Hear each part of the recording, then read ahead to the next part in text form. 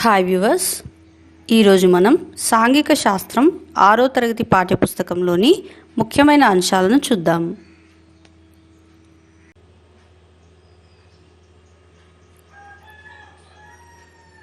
పెనుగోలు గ్రామం జయశంకర్ జిల్లాలోని వాజేడు మండలంలో గోదావరి నది తీరంలోని కొండలలో ఉంది. పెనుగోలు గ్రామంలో కోయ తెగ వాళ్ళు ఉంటారు.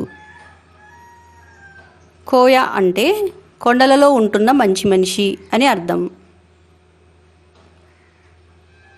పెనుగోలు గ్రామంలో మొత్తం 32 కుటుంబాలు, మొత్తం జనాభా 124 మంది ఉన్నారు.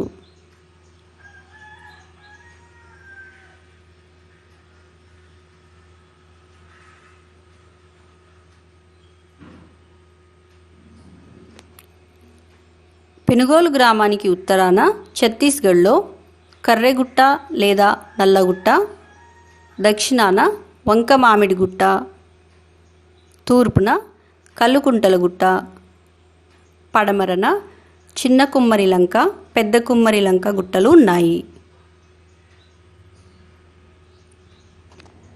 వాజేడు మండలం ఉత్తరాన నల్లగుట్ట నుంచి ప్రవహించే నల్లందేవి వాగు గోదావరి నదిని కలిసే ప్రాంతంలో ఉంది.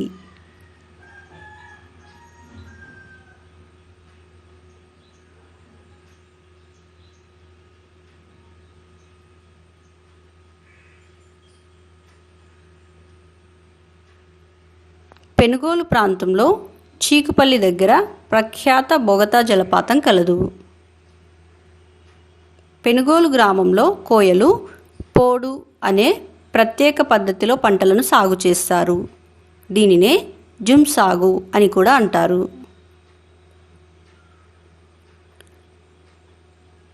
పెనుగోలు ప్రాంతంలోని వాళ్ళకి తేనె, వెదురు చిగుళ్ళు ముఖ్యమైన ఆహార వనరులు. లేత వెదురు చిగుళ్లను కరికొమ్మలు అంటారు.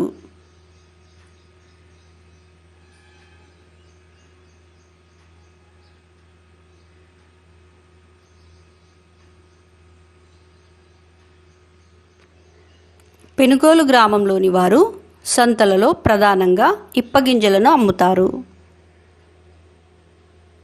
పెనుగోలు గ్రామంలోని వారు ప్రకృతి దేవతలను పూజిస్తారు. చింత చెట్టు కింద ఉండే ముత్యాలమ్మ రాతి విగ్రహాన్ని పూజిస్తారు.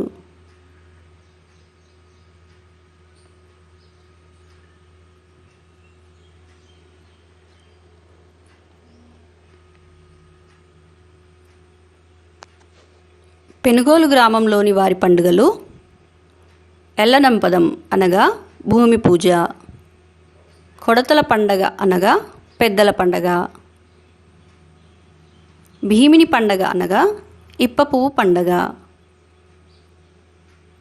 కొడతల పండుగను సెప్టెంబర్లో చేస్తారు. వానలు పడ్డప్పుడు కోయలు కట్టెలతో పొడిచి విత్తులు విత్తడాన్ని డ్రిబ్లింగ్ అంటారు.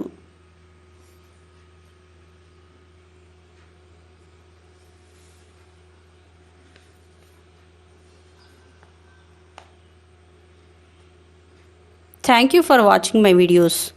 If you like my videos, please subscribe my YouTube channel and share them.